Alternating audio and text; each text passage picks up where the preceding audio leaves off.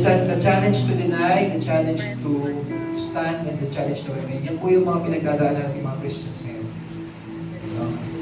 Kaya po, ang pinakita nila dito, these qualities, dito po ako magtatapos ang pinakita mo ng dalawang ng apat na tao po dito, sa story na to, is yung integrity at consistency.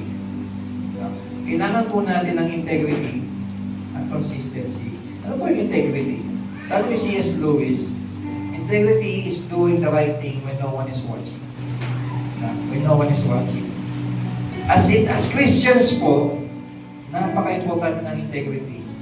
Ano ba yun? Quality of consistently acting according to one's moral and ethical principles.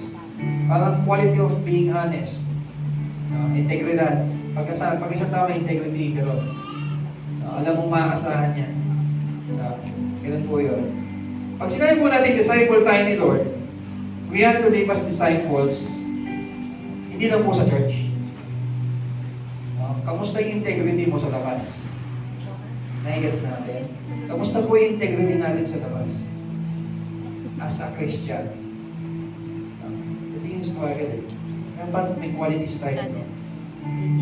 Yung tatlong tao po yun, kahit naging subject sila sa Babylon, nanatili silang faithful sa totoong Diyos.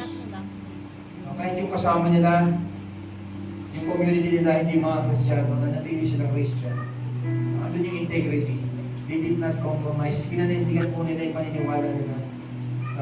And that is how we should live as disciples of Christ. Kasi sabi ko nga kanina, madaling maging Christian pag marami kang kasama eh. Pero anong Kristiyano ka pag uwi mo sa bahay? Pag uwi mo sa bahay, anong klaseng Kristiyano ka?